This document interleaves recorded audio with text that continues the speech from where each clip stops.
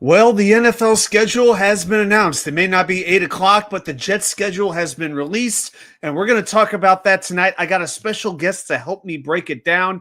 Not only that, big night for New York sports. Knicks Celtics Game 5 in Boston. We'll talk about that during 3 and Out. Quick baseball preview as well. Whole lot to get into tonight. You know what's up, friends. It's Wednesday night. It's 6 p.m. Eastern, and we are live.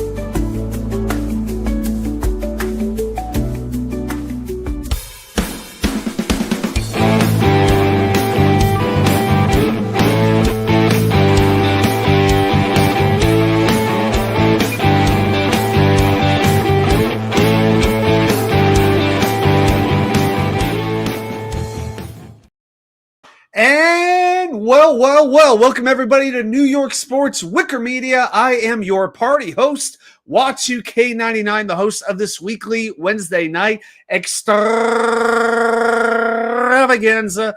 I see we got some people here in the chat. Welcome aboard to everybody watching.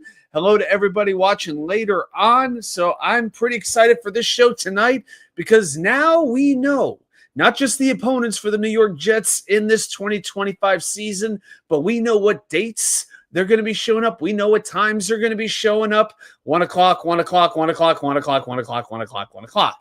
So we're going to talk about some of the different games. I've got a special guest a little bit later on, as I mentioned, to help me break it down. You guys know him. You love him. First-time guest on this channel. So I am very, very excited about that. So before we get into the NFL, I got a few things to talk about, so let's get into that right now with a little bit of what we like to call 3 and Out. So obviously, I'm wearing my New York Knicks shirt right now. I've got MSG in the background. The scoreboard is spitting out the fireworks. Now, the series is not over. Knicks leading the series 3-1. Obviously, Jason Tatum, all the best to him and his recovery from a torn Achilles, one of the best players in the league and one of the better guys in the league. For him to get hurt, it's a blow to the game. But you know what? Last year, and I did a whole video breaking this down, the Knicks dealt with a lot of injuries. It finally caught up to them at the end of the second round, and we weren't getting any sympathy. None whatsoever. And hey, the Knicks are 5-0 on the road in these playoffs. They can close it out tonight. And I got to say this, I did not think that the Knicks would be in this situation. I thought they had a chance to win the series, but I thought it was going to be a long shot. And you know what? Even though they've been outplayed, they found ways to win. It doesn't matter that the Knicks have been outscored by 2 total points over their last 10 playoff games. It doesn't matter that they've trailed all 4 games in the series by at least 14 points. It doesn't matter that they went 0-10 against the league's 3 best teams in the regular season. The path to the finals is clear. They win the series. They got home court against Indiana. And I don't want to hear how the Pacers beat them in 7 last year, including Game 7 at the Garden. Like I said, half the Knicks team was injured or not even able to play. The Knicks control how this thing turns out. And it's been 25 years since they've been in this kind of a situation, and that's pretty exciting. Number 2, I want to mention the Baseball Hall of Fame really quick. Shoeless Joe Jackson and Pete Rose, the entire Black Sox team, along with others, are reinstated from the lifetime ineligible list, which means they could be elected to baseball's Hall of Fame. So why now? There was no inkling that this might happen.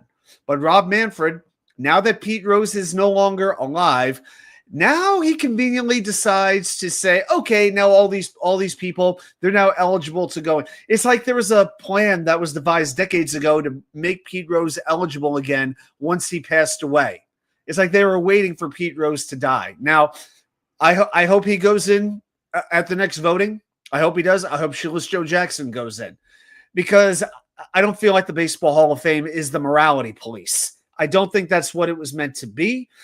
But they still have to be voted in. To me, we're not looking for, the Nobel Prize here. We're looking for the best baseball players. I mean, O.J. Simpson's still in the Pro Football Hall of Fame. Last I checked, there wasn't a big petition to get him removed. So to me, you have to celebrate the best hitter, maybe one of the best pure hitters of all time and the best hitter of his era in Pete Rose and Shoeless Joe Jackson, respectively. Because remember, history, if you act like it never happened, you can't learn from it. You celebrate the good and you acknowledge the bad as well. That to me is what it's all about. Quick couple of hellos. We got the great Harlan Abraham. Father Abraham and his many sons have joined us. How you doing, my friend? We got the great Grandizer as well. How you doing? Baba Booey to you as well, my friend. Shoeless Adam Wicker, yes. And we've got the great Elon, as I like to call him, the king of positivity himself. Him and Mo Dean, they're like the tag team partners of positivity. Need Nick fans to worry on Friday. I know you want them to worry, right? I know you know. It's all good, and by no means am I counting Boston out. I'm sure they're going to be chucking the threes. I'm guessing Peyton Pritchard would probably start the game for Boston, or Porzingis. Maybe it will be Porzingis, actually. Maybe they go Horford and Porzingis and go with the big lineup. But I expect 3 after 3 attempt from Peyton Pritchard. So, hey, if Boston has one last burst, that's great. But Tom Thibodeau said tonight in his pregame press conference, the first 5 minutes of the game are where you want to set the tone. And that's an easy thing to say, but tonight, while the Celtics, I think, are still a little bit mentally fragile, they're desperate more than it. I don't say fragile, but they are going to be desperate. Nick's got to jump on them quickly and bury them and take the crowd right out of the game. Curly Norman, one of the best trivia players that we have. Really, Curly Norman and Nick Shine. Those two are just studs. Studs when it comes to the trivia. I appreciate you stopping in for a little bit. Hope you're having a good week, man. Always glad when you come by. Harlan, don't think Shoeless Joe Jackson through the World Series had a very, I think he hit I know he hit over 300 in the World Series. I think maybe he had one error during the whole series. So, yeah, I mean, I would like to see it happen for him. And of course, the number 3, the Subway Series starts on Friday, weather permitting. This is probably the most exciting Subway Series, Mets versus Yankees, we've had in years. Both teams are really good. Among the best teams in all of baseball, and it is the return to the Bronx of the great Luis Torrens. $100,000. Thank you very much, Yankees. Oh my gosh. No, but seriously, Juan Soto back in town. And the truth is, it's going to be a huge game. It's going to be exciting. There'll be a huge, huge buzz in the Bronx, but let's not make it bigger than it is. Okay. The games are exciting, but it's still really an interleague game. It has as much bearing if the Yankees were playing the Cincinnati Reds or if the Mets were playing the Houston Astros. I'm more worried as a Mets fan about the Phillies, the Braves, the Dodgers, the Padres. That's who I'm worried about. Okay. But hey, it's going to be fascinating. And the Mets pitching in that bandbox, they are the first team in Major League history to have 5 starting pitchers post a sub 3.15 ERA and 40 or more strikeouts through the first 8 starts of a season. Kodai Senga has 16 starts where he's allowed 2 earned runs or less. Yankees don't get to see him, so they should feel very fortunate. Mets do play Pittsburgh in their series finale tonight. That is pending. It is expected to be raining. As for the Yankees, they're in action right now in Seattle. That game tied 2-2 in the top of the 7th inning. Rubber game over there. And hey, good for the Yankees. They're up 3 games on Boston going into today. So, all right, well, I'll tell you what. Let's get rid of the 3 and out right there, why don't we? And I think we need to. Don't you think that we need to change the mood a little bit? Yeah, I think we're going to do that. So let's put some fireworks on the back. Yeah, we're going to switch from the MSG fireworks to the MetLife Stadium fireworks. So New York Jet fans, I know you're in the chat. I know you got just a little bit of excitement in you. So everybody, you know what to do. Say it proud, say it loud. Let you hear it. Jets, Jets. That's right. Hey, we got the great Danger Zone here. You might be seeing him in a few minutes. You just might. You never know. But please hit those thumbs up buttons. Support the channel. Means a whole heck of a lot. Remember, the more thumbs, we might have a special surprise for you. We might spin the wheel a little bit later on. Harlan's rooting for the Celtics, and Curly Norman is let's effing go Knicks. There you go. And I make no secret. The Knicks are my 4th team. I'm not the NBA guy that I used to be. I don't like watching a nonstop 3-point shootout.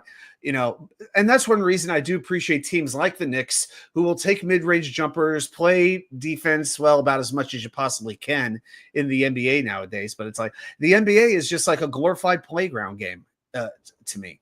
But I'll always root for the Knicks. All right, so a couple of things here with the New York Jets with the news. Again, just like we did last week, a few random notes. Was there ever as an overblown situation as Mason Taylor's jersey number? Was this something really worth getting upset about, that at one point he was wearing number 46 and he had it for about 24 hours? Really? Come on. But they switched it to 85. I guess it's a more traditional jersey number. So I don't know. If you did purchase a number 46 Mason Taylor jersey, I guess you have a collector's item. And by the way, I got to say, I was watching a Dolphins podcast just to get a view from the other side. And they were interviewing Zach Thomas, not only a Dolphin, but he is, I believe, Mason Taylor's uncle, I believe is the relation. Obviously, Jason Taylor's his dad. We know that. And you could just see the distress on Zach Thomas's face. Lifelong Dolphin, Hall of Famer, one of the best linebackers of his generation. He's like, I gotta root for him, but I'm not putting the Jet jersey on. But you could tell he wants Mason Taylor to do it as well as he can. But yeah, you could tell the Dolphin fans, it's going to be hurting them to have Mason Taylor wearing the green and white and sometimes black for at least the next 4 years, and hopefully a lot more than that. All right, one guy I want to call out, Jay Gruden. That's right, who's not even the best coach in his own family. The same coach who went 35-49 as a head coach in his career. He predicted the Jets to have 3 to 4 wins at most this season, thinking the entire offense goes backwards. The funniest insult that Jay Gruden had for the Jets, he called them the Lions B team. Okay, I know Aaron Glenn was the DC and he brought a few coaches with him from Detroit. How many former Detroit Lions do the New York Jets have on their team? Because last I checked, I can't really even think of one that they brought in from Detroit. They didn't bring in Tim Patrick, who a lot of people wanted to bring in. Josh Reynolds, maybe that's it. How many X lines are we talking about here? So again, the only thing more embarrassing than this take was Jay Gruden's coaching career. So Jay Gruden, step off. You don't know what you're talking about. There, I got that out of my system.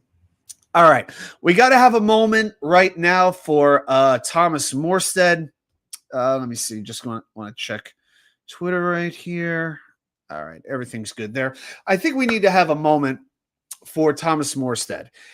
And you know what? As a matter of fact, we're going to talk about that. But before we do, I'll talk about him right now.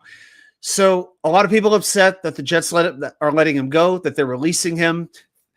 Some people actually saying that this was the MVP of our team, our best special teams player, and all of this. Listen.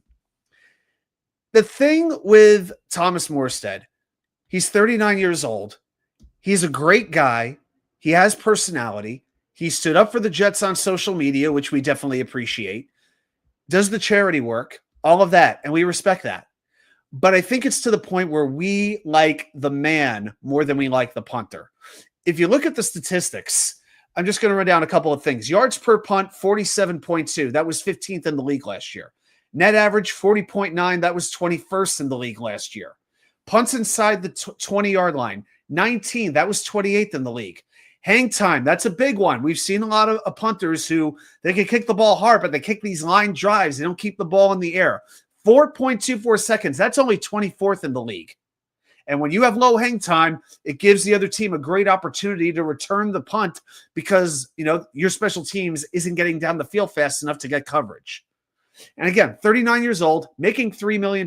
We're saving $2.5 million. So with all due respect, there's one, we have to do this, and we do this out of respect in a very special way that we do it here on the channel. So Thomas Morstead, we thank you for your service with the New York Jets. But as far as your career goes with us, he gone, and we thank you very much. May God bless you and your family as you go forward. Well, I'll tell you what, we'll get a little bit more into the punters in a second, but I want to bring a very special guest on today. He was nice enough to have me on his channel during the NFL draft coverage, which was an absolute smorgasbord of chaos, but it was a heck of a lot of fun. No, I said chaos. You think I'm talking about one person? Oh, no, I'm not. Some people think when they look at him, if you're a pro wrestling fan, he looks sort of like a cross between Heath Slater and Sami Zayn. I sort of see the resemblance myself, but he's got his own channel now. You see him on Twitter giving out his Jet takes, bringing it honestly, bringing the passion. I got a lot of respect for this guy. So everybody, welcome with me, the great DayneO. How you doing tonight, Dane? What an intro, brother. How are you? Oh man, if I was any better, I'd be you. I'd have to be you just to handle it. I don't know. Dude, so glad you could join us for the draft, man. I wasn't sure I'd get anyone joining me, and then all of a sudden we had all kind of people, dude, and it was just really good having your knowledge of the prospects. I appreciate you. No, you're more than welcome. Yeah, it was definitely fun. And hey, I make no secret of this. I am not a college football guy. Like I didn't go to a school that had college football or high school football for that matter. My whole point of watching it is I'll watch if there's a good story.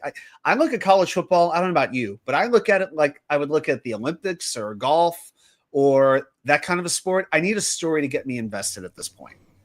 And so I'll check out the bowl games, like if there's some sort of connection there. But then it comes to the point where that's about the time these mock drafts are happening. It's like, okay, there's certain players that we got to pay attention for. Let's see what they do in these moments. So yeah, it takes a lot of research. That's for sure. This upcoming year is probably the most I'll pay attention to it because I know we're going to be in the QB market and I want to have my own opinion on who we should take, you know? Yeah, no doubt about it. I mean, there's plenty of questions if Arch Manning is gonna come out for it. I mean, there's a lot of questions, but we know the history with that family. They have a way of ripping Jet fans' hearts out and have us suffer for decades. And I just don't mean number 18. I mean number 10 as well. Every time I see the name, every time I see Victor Cruz at a Knicks game, I want to jump through the TV.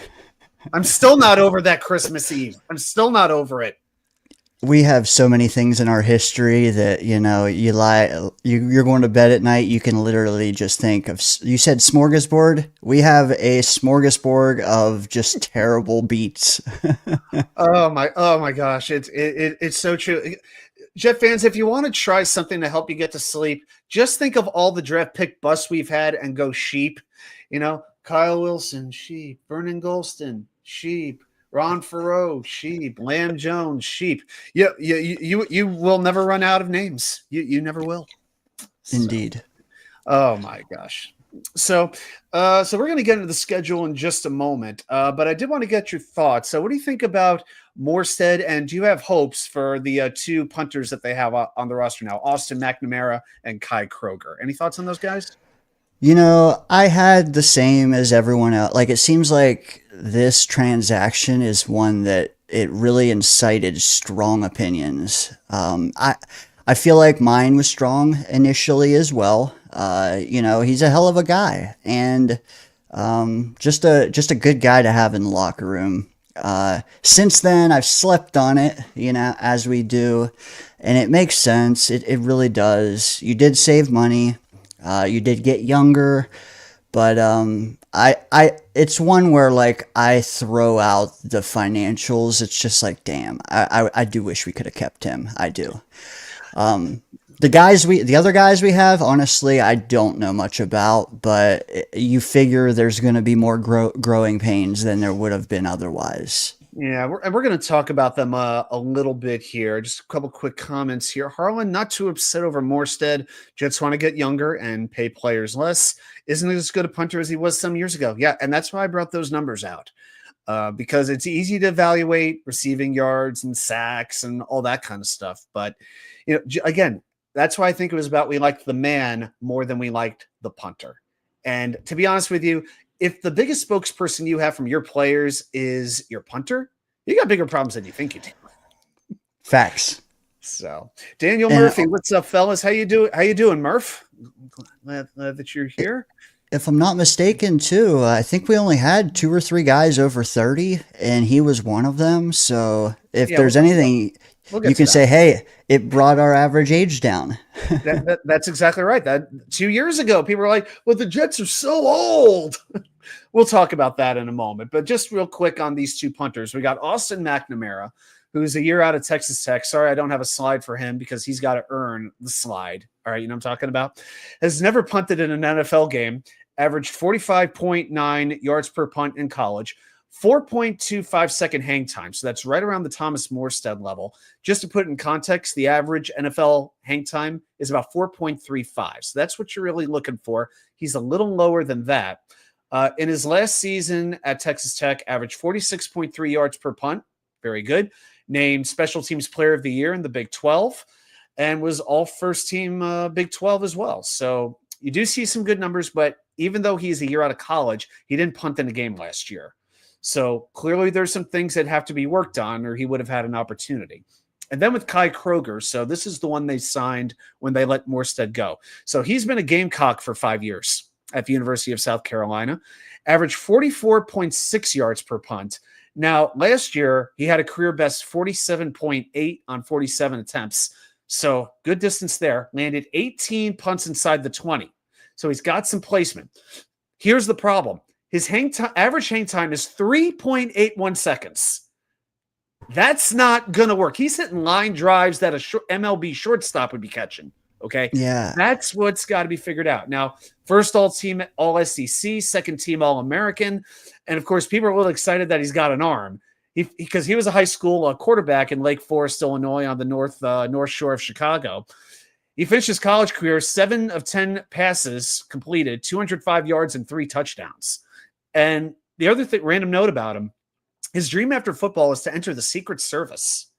Like he thought he was going to go into the Secret Service until punting called his name. Dude, that's a factoid right there. It's very random. So I think it's going to be a situation where they'll let these two guys run. If one of them wins the job, great. But come on, cut down day, somebody's going to shake loose. So. And honestly, I don't know about you, but like, I don't even care about the distance. Can you like, I like what you said about inside the 20s. Like placement is king in my opinion.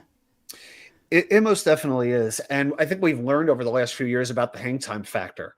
When we've seen some of the punters that we've had, I'm not going to mention anybody by name, but we know who the players we're talking about, one of whom is now a Super Bowl champion. Yeah, the punt that was returned by a certain team in Foxborough for a game-winning touchdown that just ripped our hearts out. And a lot of that was because guys like, the special team, the Justin Hardys, the Kenny Aboas, they didn't have a chance to get down the field because basically it was a bullet. So Chris Banjo, hey, let's see what you can do, my friend. I'm very, very fascinated about what they do there. So yeah, and I wanted to respond to what you said about players 30 years old and older. So right now you have 5. I'm emphasizing as of now. Greg Zuerlein, who's 37, who could very well be cut. He's got to win that job outright, or the Jets are going to let him go and save another $2 million. Tyrod Taylor's 35. Thomas Hennessy is 30. He's your long snapper. And you got 2 wide receivers who are 30 exactly, and Josh Reynolds and Alan Lazard. And Lazard may not even be on this team come opening day. So this team is incredibly young at this point. So, and even 30, I don't mind so much. It's when you start getting to like mid 30 where it's like, are you worth taking all the reps? Like, I'd rather it be someone who has upside. And when you're talking about special teams players, I mean, come on. I mean, they're kickers who can kick till they're 40. I mean, it's just Thomas Hennessy, as long as he can still snap, hey, we'll keep him another 10 years. So I wouldn't have any problem with that. All right, so we're going to get into the schedule, but before we do that, I just wanted to ask you, just for those who may not know your story all that much. I know the YouTube channel is pretty recent, but I just wanted to ask about your history as a Jets fan, what some of your first memories were, how you became a Jets fan. We want to get to know DayneO better, so tell us a little bit about you. Yeah, sure. Just briefly, I mean, a minute will kind of give you the sense. I grew up in Ohio, and Super Bowl 30 is my first strong memory. And that's mainly because, I was 7 years old. My family were casual Cowboy fans. And the Cowboys made the Super Bowl that year. Being in Ohio, I also went to grade school with 100% Steeler fans. They made the Super Bowl that year. So in one corner, I had my family casually being Cowboy fans going against my school, who was Steeler fans. And I kind of didn't have a take. I was 7 years old. But I did like being different. So, I let that game play out. And the next couple months, I thought about it, followed the NFL strongly back then. And I realized, you know what? I'm going to go completely different. These teams were in the Super Bowl. I'm going to go the bottom. And I literally picked the team with the number 1 pick in the draft, 1996. And we took Keyshawn Johnson. Dude, I've never missed following a game ever since, and which was hard back then in Ohio and shit. But yeah, that's the timing and all that worked out. Like, any other year I did that, I wouldn't have been a Jet fan. But yeah, here I am enduring the pain like all of us. That is about one of the more random ways that I've heard about it happening. Like when I was in the Virginia Jets fans group, as long as I was, and the guy who I wound up becoming president after, Sterling, he started the club in 1990. He's like your classic, like 65-year-old hippie. Yeah, everything you would imagine like a hippie is, he is. And he said it was just because of Joe Namath. Like, he lived in Virginia and Florida his whole life, but there's something about Namath that attracted him. And I wonder about that nowadays with kids, because all the other sports I feel like are very regional. Baseball, hockey, and basketball still as well. But football, it could be anywhere. Yes. Football is national. It could be any team, because the marketing is so good. You go into a sports store, you'll have football jerseys from every team, a little mix of basketball, and the baseball and hockey is local. It's fascinating to me. So, yeah, it's just nowadays, how are kids going to become Jet fans if they're not good? And that's what scares me. Correct. We're losing out on potential fans. You hope guys like Garrett and Sauce and social media maybe can get some, or like the guys who do gaming maybe, but you're right, man. Winning is the surefire way. Yep, no question about it. All right, so let's talk a little bit about the schedule. And I might throw a question or two at you, but we're going to put this on the screen and we'll just kind of see where this goes. Hopefully, everybody can read that. If not, then I think I don't remember. I think I got this from Dylan. So if it's hard to read, then we're just going to blame him. So the schedule leaked out actually rather quickly. It was basically, we knew the London game, then we got the Florida trip, and then we had the first 4 games, and then boom, we had everything. So my thought going into this, was there anything particular you were hoping for, like something you want to see at the start of the season, the end of the season? Was there anything in particular you were hoping for when the schedule got released? I think, like most people, a lack of primetime games was high on my list. I'm tired of the entire nation watching us crumble. Sorry to be blunt, but like, can we just, like Aaron Glenn said, we want to move in silence. Can we have games like that? And I am relatively pleased at looking at this, how many 1:00 games there are. Yeah, I would agree. My whole thing that I would have been looking at is how many difficult back-to-backs. Like, is there a gauntlet where we have several games that are difficult? But one thing that I wanted to start off with was a team that was in a little bit of turmoil. Like, I was hoping for maybe, say, New Orleans. I wanted somebody with not a good quarterback situation. And we don't know yet if that's going to be the situation, because we don't know if we're going to have Mason Rudolph, Will Howard, or a certain ganja smoking, dark retreat taking former quarterback of ours. So, indeed. But even if he is there, I mean, let's be honest, he's only going to have about 3 months with the Steelers. Is that really enough time to build chemistry, to develop an offense that is going to work? That's more food for thought. But even if Aaron Rodgers was to sign with Pittsburgh tomorrow, I got to be honest, it's not going to really put a huge scare in me. What do you think? We saw how long it took him to develop synergy with our receivers. Oof. And we gave him Lazard and Cobb, but like just simply him and Garrett weren't on the same page for a long time. So you're right. from that standpoint, it's probably better having them week one. But the rest of the team standpoint, I do kind of wish we would have had a less fully formed team, less disciplined right off the bat. You know, someone's still trying to find themselves like us. This is a barometer game, though. Right off the bat, you got a disciplined, hard. It's the team we want to be, right? Right off the bat. Yeah, and it's funny because I have a few friends who are. I think everybody knows a couple of Steeler fans, just about, because you just run into them accidentally. They grew up their whole lives in New Mexico, but somehow they're a Pittsburgh Steelers fan, and they are, many of them that I've talked to are ready to get rid of Mike Tomlin. Like, they are upset about constantly getting booted out of the first round of the playoffs. And I'm like, your floor is our ceiling. Like, our goal is to be as miserable as you are one day.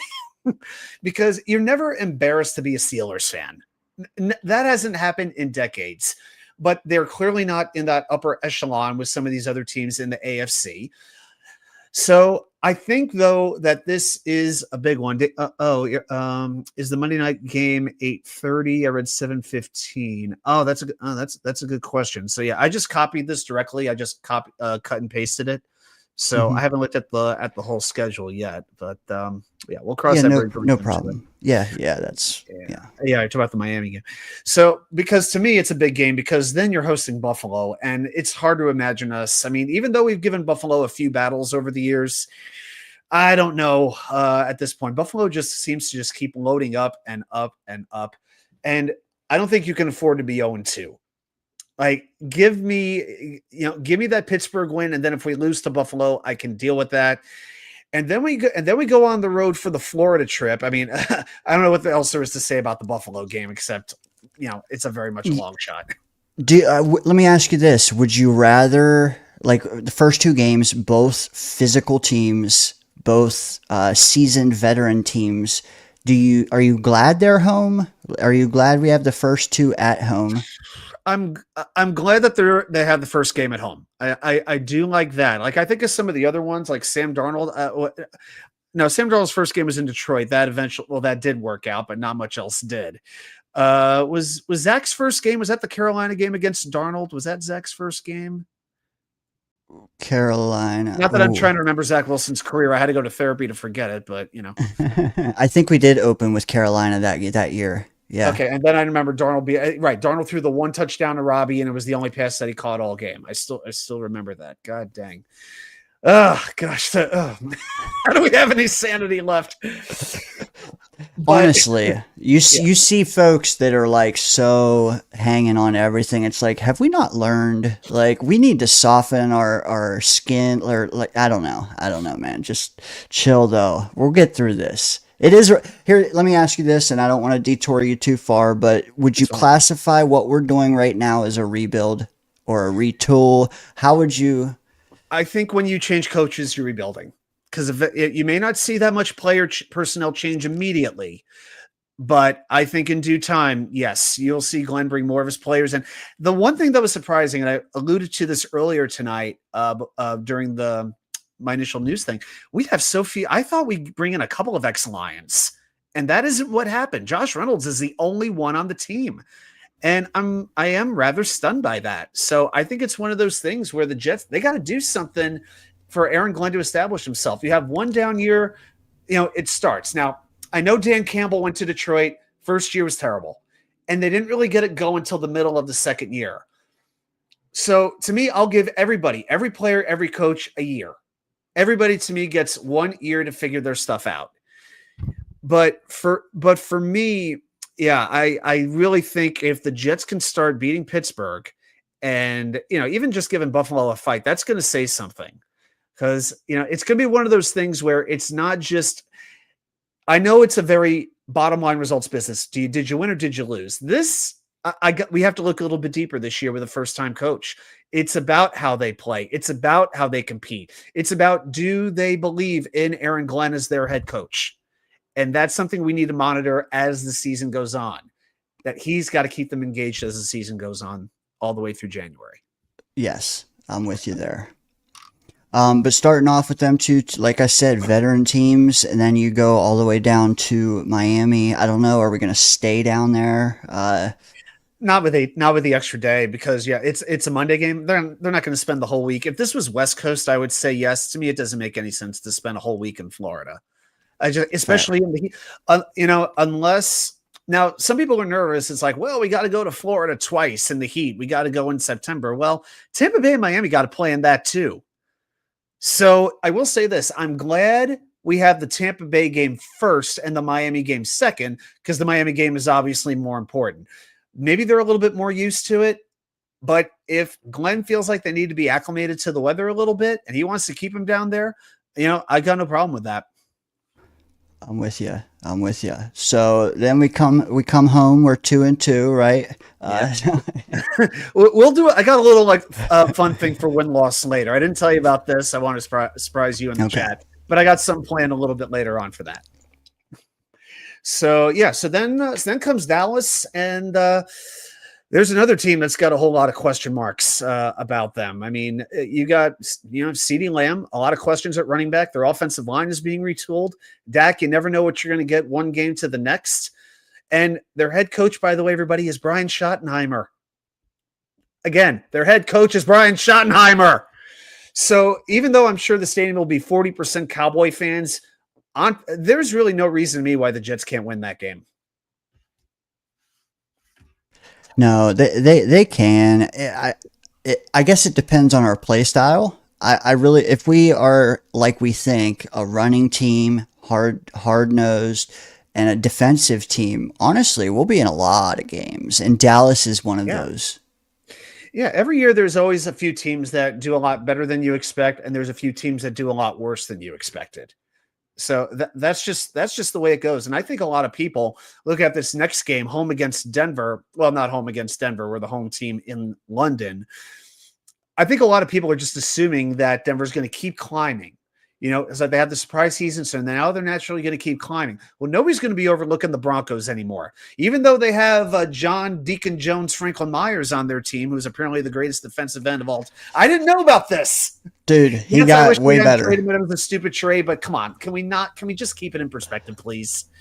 So that game was super close last year, and it was a bunch of little things, again, that cost the Jets the victory in that game. When you're going into England against the team that I think has talent, but they could be believing their own BS. To me, this is a complete toss-up, the Denver game. Agreed. Sean Payton will have that team ready to play, but some things you can't help.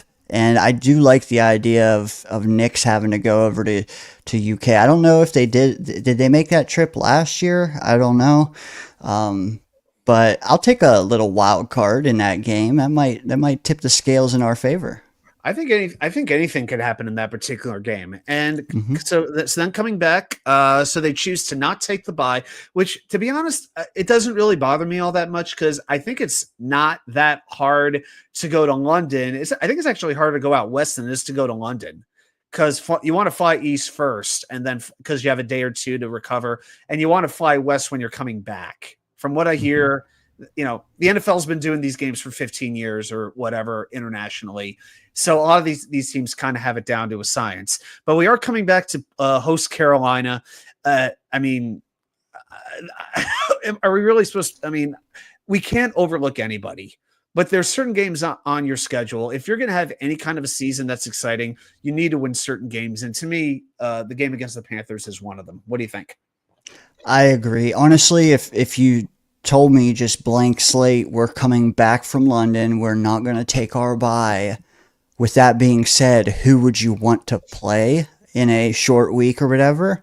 Yeah, Carolina would be top of my list, maybe with New England at home, but yeah, I'll take Carolina. Yeah, most definitely. And then not an easy one at Cincinnati, which is going to be a very interesting game. We know that offense is loaded, but the Jets do have a pretty darn good secondary. So the big question is going to be, can they get the pressure on Joe Burrow in that game? And then you flip the script, and Cincinnati's defense isn't exactly making anybody too excited. So going into the jungle and winning is not going to be easy, but they could get some pressure on Burrow. I think they're going to give Cincinnati. I can't give the Jets the edge in that game, but I could see a path to where they can give them a battle. I think we're built very good. Like, we're built to stop Cincinnati. Can we? That's another story. But like roster to roster, I like those odds. Yeah, I could see that one working out pretty well. Now, the next game, so after the bye, we got a kind of an interesting one. We're hosting Cleveland. And I've always had this feeling that Cleveland has a pretty good roster. I like their coach. They just never seem to be able to put it together. Like, they have an excellent secondary. I think when you look at corners, the 1, 2, 3, it's them and the Jets that might be the two best in the NFL. Definitely two of the three best in my mind. But they're dealing with some losses. JOK, their linebacker, is out for the season. You do have to deal with stopping Myles Garrett, which won't exactly be fun. Mason Graham's on that defensive line now. But the offense, I mean, Nick Chubb's gone. You do have a good offensive line. But what the heck are they going to be doing at quarterback? They could go any one of like 5 ways. And in the middle of the season, who knows? I mean, it could be Flacco. It could be Pickett. It could be Sanders. I mean, you could go. We know it won't be Deshaun Watson.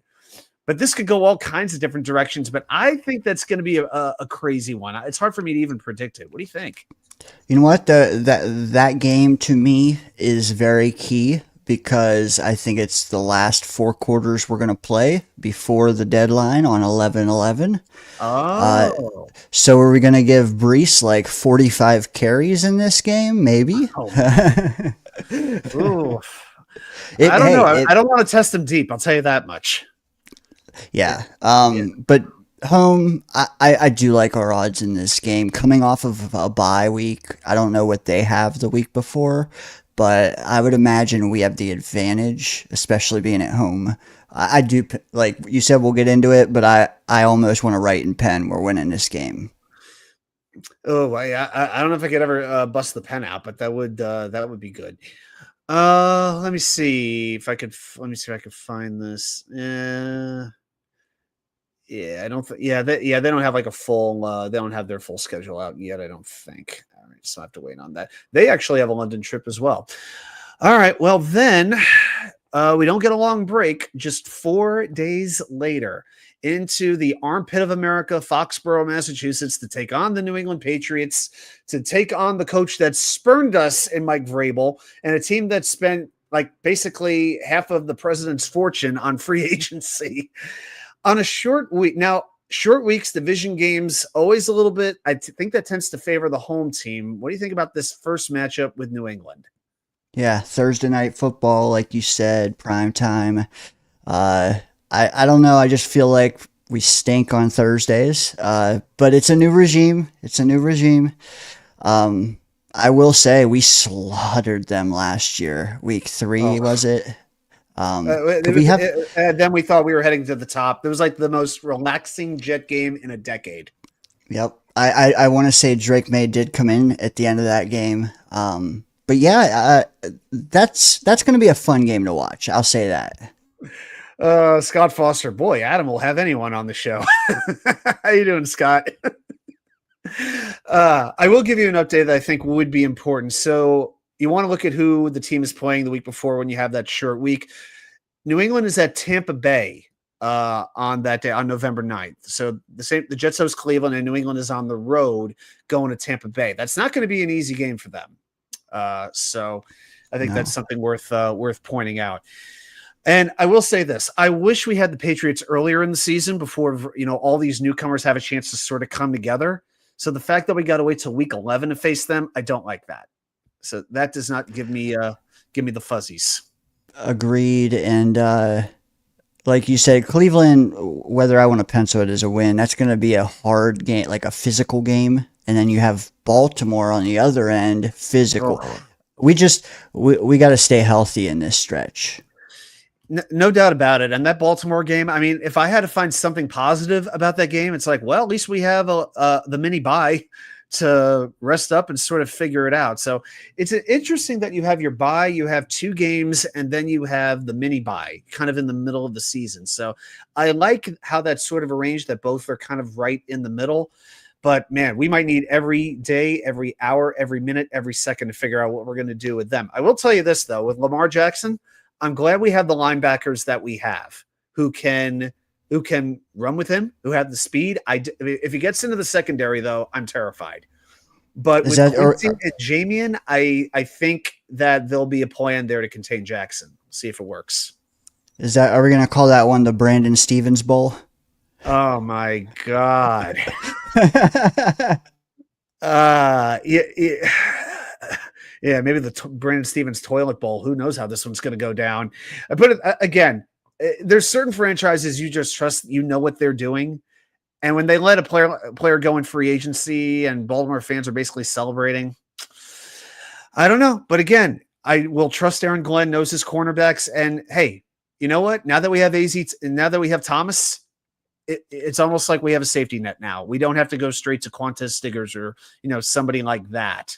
So right. I do have a little bit of, I feel a little bit better about Stevens being on the roster. So, and again, it doesn't work. You try him at safety. There's different things you could do, but you got him for 2 years minimum. So, yep, I'm with you. Yeah. Let's see. So then we host Atlanta. Now, this one, I'm glad this game is not in the Mercedes-Benz Stadium. That's the first thing. I'm glad this game is not going to be indoors. I'm glad it's a little bit later. That's going to be cold because we know that offense is pretty freaking dynamite. Again, Michael Penix playing in his first year, but we've seen a lot of raw ability from him, and now Atlanta's starting to upgrade their defense a little bit. Right now, they would be my pick absolutely to win the NFC South. So, yeah, coming out of that Baltimore game, I'm going to be, this is, again, to me, another one of those toss-up games. But I think, again, it comes down to the situation. We have the ability to cover their players. Can we get the pressure on the quarterback? Here's a question. Weeks 13 and 14, both at home. Yeah. Do you think those two games we face the best running backs we have on the whole schedule? Let me think about. Well, Baltimore has Derrick Henry, so I would put him. No, Atlanta and Miami both at home. Right, but the best running backs on the whole schedule. So Atlanta has Bijan. Yeah. Atlanta has Bijan, and Miami has A-Chain. I got to give it to Derrick Henry right now. You are right. He's the best. But look at those 3 weeks in a row. That's what the point I'm driving at is. That's a tough test for our run D in that little window of time. Yeah, and don't forget Tampa Bay. They're pretty good with White and Irving. That's pretty good too. That's a nice 1-2 running punch at running back. But again, it's going to be bodies at the defensive tackle position, and let's see who wins the job. But we're definitely not lacking on it. We have like 5-6 defensive tackles to plug in along with Quinnen, so maybe one of them will work out. Merv, I wonder if any youngsters from the old regime will blossom in the new system. We have no idea at this point, but two of the guys I'm watching closely, one on offense, Malachi Corley, one on defense, Quantez Stiggers. I feel very good about the running backs, but those and Jeremy Ruckert, I'm sorry, my hopes for him are just very, very, very, very low right now. I just am expecting nothing from Ruckert, but I got hopes for Corley and I got some hopes for Stiggers. So those are the two that I'll be watching. And one more on defense, Leonard Taylor at defensive tackle.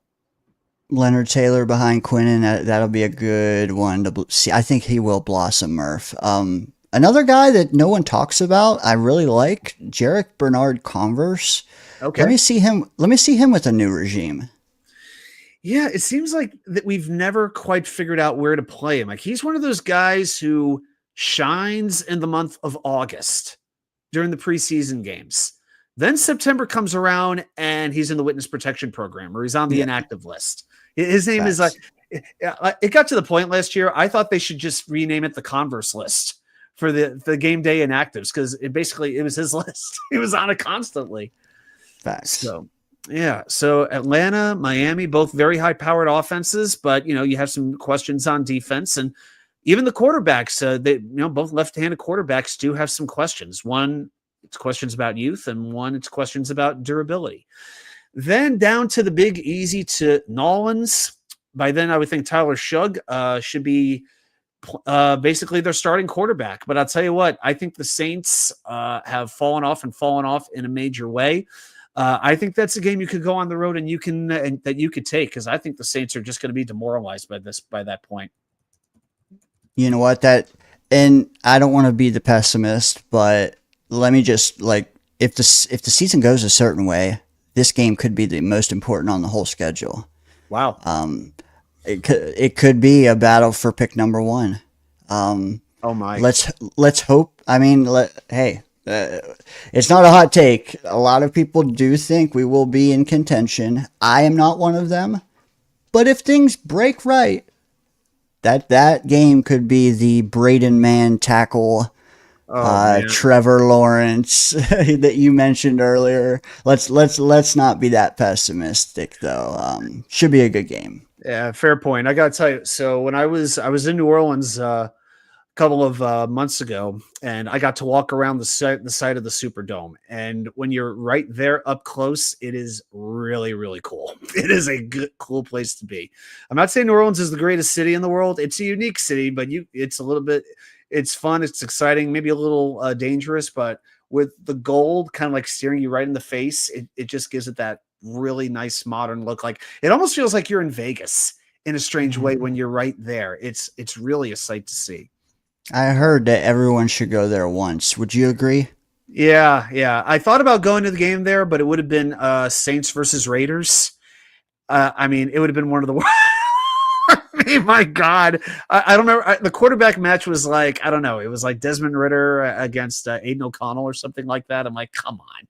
Like I'd have gotten a ticket. If I could have gotten an okay hotel for like under 100, I would have done it. But it was hard to get a hotel for like 200 or less. So I just kind of let it go. And so, yeah, but that's okay. So Harlan Ruckert with better coaching should blossom. None of the tight ends did well under Salo. Yeah. And I got to throw in Ron Middleton. Again, we like Thomas Morstead. We love the man, but what were the results? Ruckert didn't develop. Kuntz didn't develop. Conklin didn't. Conklin was what he was. Nothing changed, So again, we'll give him every opportunity, and Ruckert's got a tailor-made for him. He's got his quarterback. He's got his center. He's got one of his old wide receivers playing alongside of him still. If he can't do it now, that's it. He's got a short leash for sure. Yep. I kind of, honestly, I hope his approach to this offseason is just let me add mass and bulk up. Like, I think his path to playing time is easier that way. Yeah, I would definitely like to see it. But right now, my hope is Mason Taylor's the starter and never lets the job go. I think are we getting trolled here? We got the spammer account. Wow. I'm honored. This is my first time being spammed. I've arrived. Woohoo! I made it, everybody. I made it, Mom. All right. So let's finish this part up because I know the Knicks are starting about 15, 20 minutes. I want to give everybody a chance to watch. So we got the game at Jacksonville. It seems like it's like our every other year we're going to Jacksonville. I guess it makes sense. I mean, by that point, who knows what they're going to be? Wait, who did they hire as coach again? Duval, exactly. I just want to right. New Orleans hired Kellen Moore. That was it. Duval. Yeah, there you go. Good Lord. Yeah. So yeah, we'll see what winds up happening. So I'm sure there'll be a massive Jets trip down there, and we'll take over the pool. And then just to wrap this up, home against New England and at Buffalo. Now, what I want to say about Buffalo, this is the last regular season game they will ever host in Rich Stadium, Highmark Stadium, whatever you want to call it. So do you remember back in the day when the Patriot players would call the Jets coming in the homecoming game a couple of years ago? Didn't that just, Jet fans, if you're out there and you can hear me, didn't that piss you off, the homecoming game? This is what the Bills are doing right now.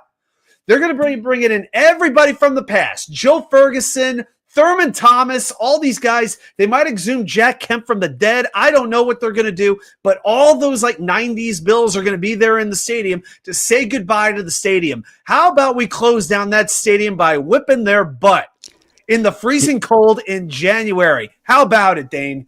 Hey, send that stadium out the door like we sent Belichick last year. That's right. Send them out. Close it down. That's what I want to do. Green Dyers with a question. In regard to the 2025 draft, was there a player the Jets drafted that you really want?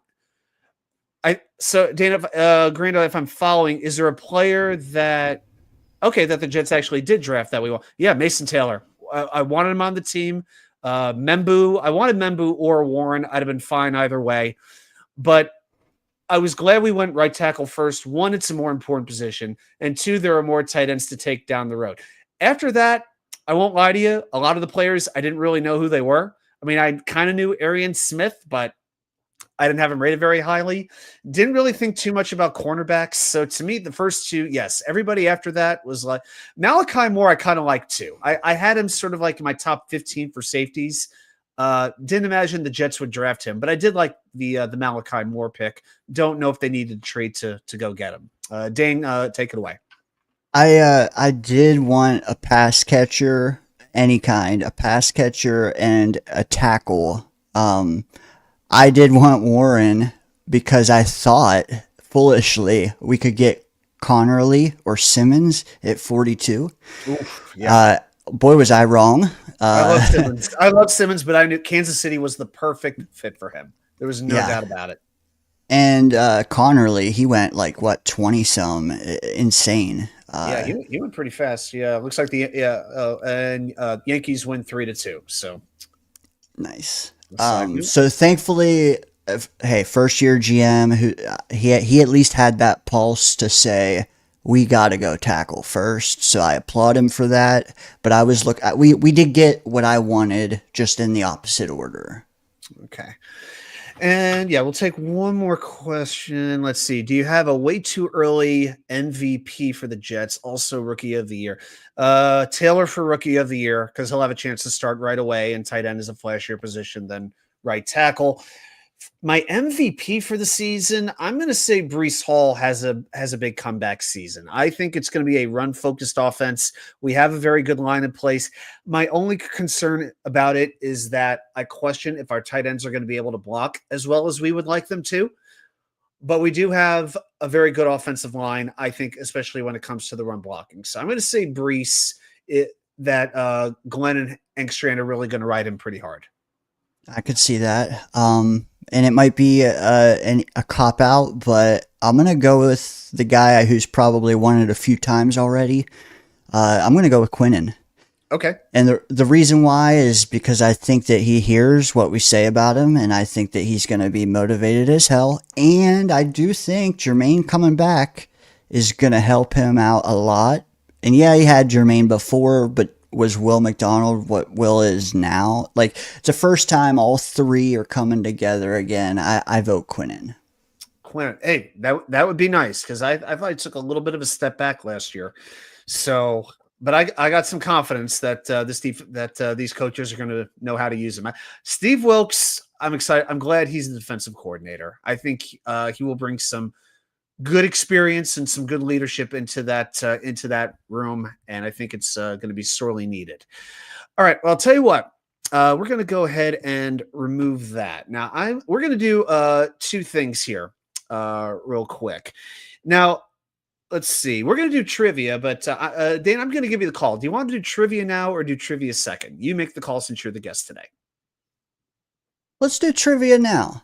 Okay, so we are going to do that. So let's see. We're going to add that to the stage. So everybody, you know the deal. Every week, you know what happens. It's a weekly tradition here on the New York Sports WickerMedia channel. I head into the labyrinth of Jets knowledge. I bust open the books. I pull up the websites. I dust off the Encyclopedia Britannica, and I, Watsu K99, challenge you, the most loyal fans of the most loyal fan base in all of the NFL. How much do you really know about your New York Jets? So let's play Jets Trivia.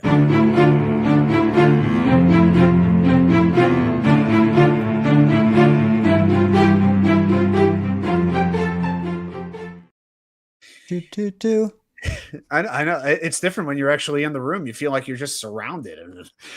All right. So we try to make the questions as topical as we can. So I went with sort of something sort of like an homage to the schedule. We're going to talk about Jets international games, their history in international games since we got a game in London. Well, the very first time that the New York Jets, let's see here, first time the New York Jets played an international game was in 2014. So In that game, the Jets beat Miami 27-14. The job is name the 2 Jets who scored rushing touchdowns in that game. And your time has started. So, Dane, feel free to do it right here in the chat. Everybody who's in the chat, we got a nice group of folks here. Good number. Put your answers down there in the chat. Give them a. I have a guess or two, but I'm gonna wait. And the Sharons of the world and the Harlan get that. They get a chance. Yeah, there's a little delay. Always waiting in the background. It's like I always wonder if Sharon's going to show up, but once we begin trivia, boom, Sharon's there for us. All right, the great Grandizer went with Bilal Powell. Is it? Well, how about Bilal Powell? Is that a correct answer? I'm afraid not. Daniel Murphy with Chris Smooth as Ivory. How about Chris Ivory? Absolutely. And I wanted a Chris Ivory question because Von Miller said the hardest he was ever hit in his career was by Chris Ivory. And that is freaking cool. I don't know what he's up to nowadays, but man, he was one of those guys. I think it's about the only good thing John Idzik ever did in his whole career was make the trade for Chris Ivory. Indeed. I'm not even kidding. I don't remember why the Saints would have ever he was doing well over there. And when we stole him, I was so happy. Yeah. He was only there like 3 years. I mean, he was with them 3 years, with us 3 years. And I think he played like another year or two. So you could say he's a Saint or a Jet. Let's see. Ivory, Bilal Powell. Harlan Abraham says Thomas Jones. No, not Thomas Jones. The second one's going to be a little bit harder. I'm gonna let you know that this guy was not a Jet very long. But he's not very famous, but some would say he's infamous. Yeah, and if I could I don't know the answer, chat, but if I could just give you a hint, there's nowhere does it say it has to be a running back. Now, if Adam wants to give us that hint, he can, but just think outside the box. We still got 2 minutes and 45 seconds. I'm not going to give that answer away just yet.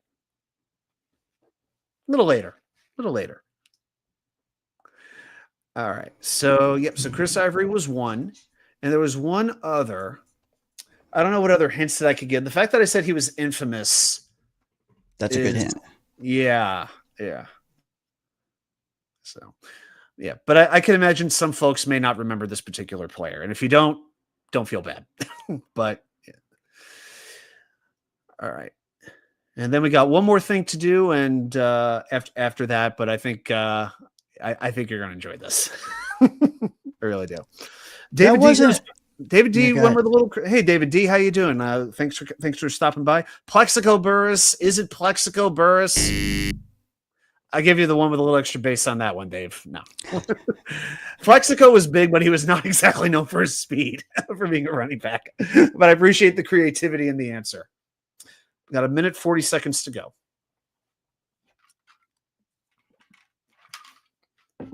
I will tell you that year with Chris Ivory in that game, 29 rushes, 166 yards, and the 1 touchdown. And he won the rushing title that year, beating out Latavius Murray by like 4 yards. I forgot he won a rushing title with us. I actually did too. How many yards did he have that year? I didn't get the full year. I see Joe McKnight. No. Yeah, I was looking at the one game, but I could pull that up real fast. 2015. Yeah, that was 2014. So, was it 1,070? Yeah, 820. Yeah, it wasn't even that high. He had 821 in 2014. That was it. Feels like it should have been more, but that does seem strange. He only hit 1,000 yards once in his career, and that was the next year in 2015. He had 1,070, so it wasn't exactly a huge number. All right. Joe McKnight, no. Geno Smith, no. 30 seconds. I'll give you a hint. He played for the Rams before he came to the Jets. And he was a running back. Zach Stacy. You got it. Zach Stacy. That's exactly right. Yep. Chris Ivory, Zach Stacy. So not long after that, Stacy broke his ankle, left the NFL, and he recently did 6 months in jail for aggravated battery. So I believe now, so with about 20 seconds left, Dane pulls through. So, David D said it too. Yep, Zach Stacy. So Good job, chat. There we go. All right. So took a couple hints, but yep, once Rams running back, yep, that did do it. So you were gracious with your hint there at the end. Thank you.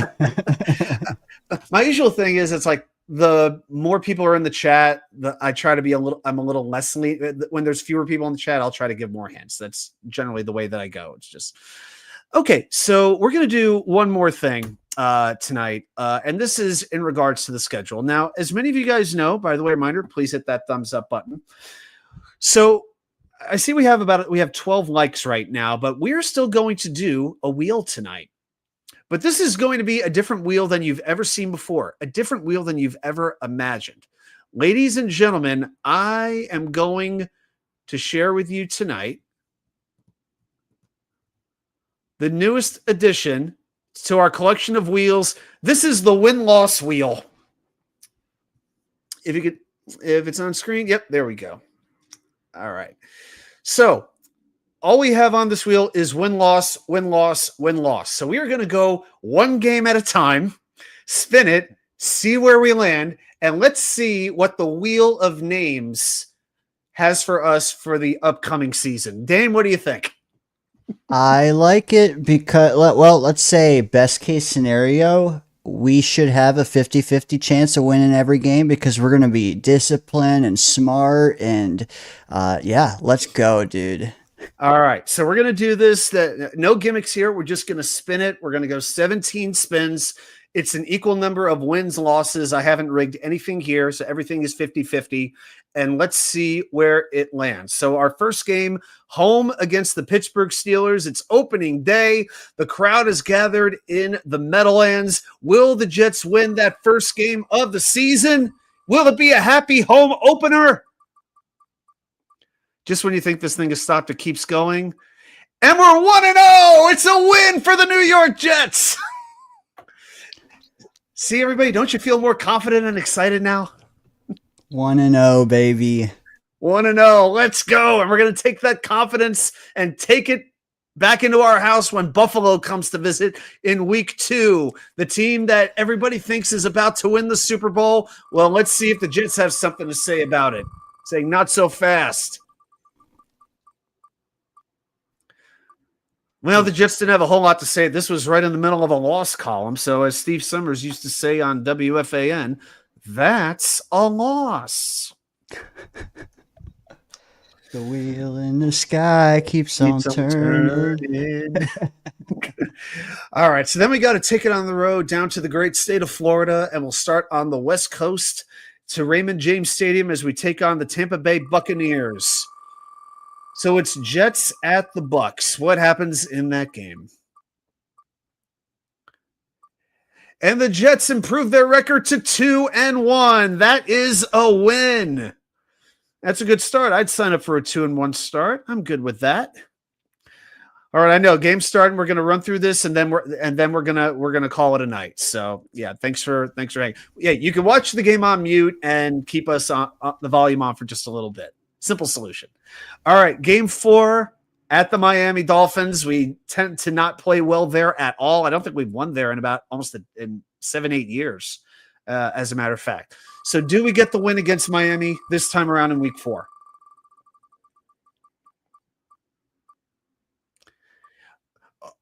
Oh, yes, we do.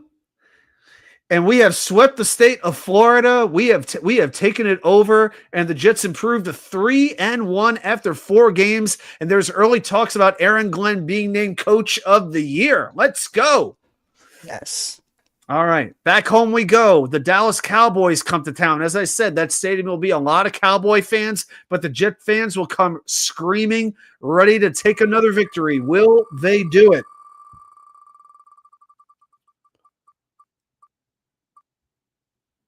It's not quite there. Oh, close, but I think that was so close. I think that's an overtime loss. Oh my God. Sounds like it. I think Greg Zuerlein just missed the game-winning field goal with the buzzer. Oh, dude, if we had Morstead, we win that game. Oh, it was all about Morstead. Yes, yes. If we'd only kept Kenny Yeboah and Ashton Davis. Oh my God. All right, off to London we go. for a bloody good time against the Denver Broncos. We don't want to fall to 500. Do we get revenge for last season? Oh, man, this is not good. We take a loss there, and now we're down to 3-3. So now we come back, and we got to play 2 road games in a row. We play this next game at home against the Carolina Panthers. Come on, we got to stay above 500. No whammies. Oh, my God. This wheel is not good. Oh, the wheel is killing me. A 3-game losing streak. Oh, back down to earth. Back down to earth. Oh, there's already talks for firing Aaron Glenn and Darren Muji. Oh, no. Off to Cincinnati. We're on to Cincinnati, and we lose again. It's a 4-game losing streak going into the bye. Hey, guys, you can't say the wheel isn't realistic, can you? Oh my gosh. All right. Well, we come out of the bye. It's not over yet. We're 3-5. The season's not over yet. And now we're going to play at home. We're going to play against Cleveland, and we're going to get the season back on the right track. Off the schneid. Oh my God. And Cleveland steals another one. We've lost 5 straight games. Oh my gosh. And now on the road again. We got to go to New England. 3-6. And now we're hoping Arch Manning is actually going to come out. Another loss. Tankathon.com right now. 6 straight losses. Pull up the mock drafts. And now we're going to go to Baltimore, a game that we absolutely have no chance to win, being that we're 3-7. I'm trying reverse psychology, guys. Just go with it. So, of course, Lamar Jackson didn't play that game. I think John Harbaugh came down with like a stomach virus and couldn't coach. Somehow we take a win in Baltimore, and now we're 4-7, and back we come at home, and now we're under the delusion, hey, we could still be a 10-win team if we win out. Home against Atlanta.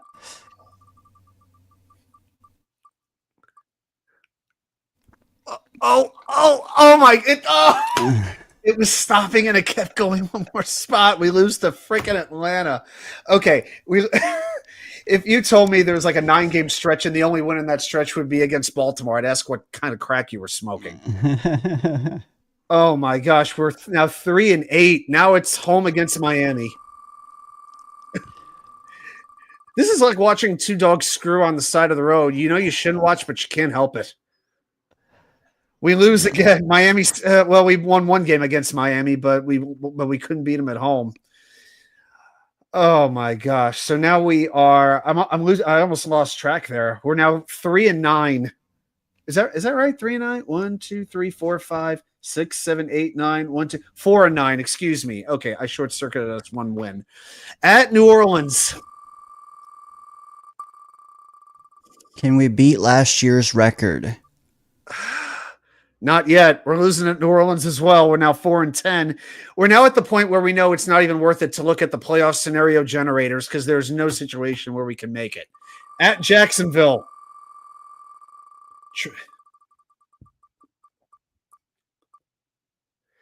You know, maybe it really wasn't Robert Saleh's fault. Nope. 4-11.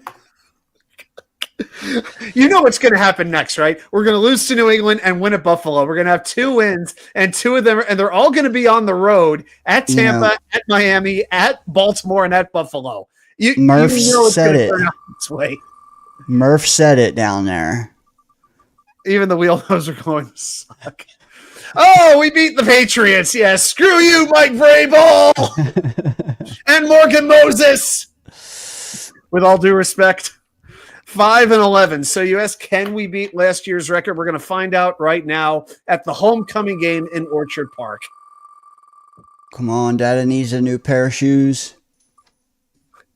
This is going to be right on the edge, and now it's going to stop. Right, this wheel must be fixed. We lose again. I'm done cheering. I don't want to look at this wheel the rest of the night. Goodbye, wheel. You've done enough damage. Get out of here. Oh my God, what did we just do? 5-12. You got to do the chime. Da-da-da-da. Oh, yeah. It's Perfect call. Perfect call. We couldn't have lost that one much harder if we tried. But hey, we won one game at home. So we started good.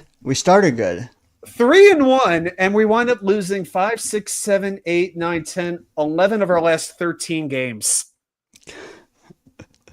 Hard to keep the vibes. Dude, you got to keep the locker room in check when you lose that many. Wow. Good Lord have mercy is all I could say. All right, we're going to get out of here. Dane, first of all, I want to thank you very much for joining me. This was a lot of fun. I'll be joining Dane on a Friday night show of his in the next couple of weeks. We got to iron a date out for that.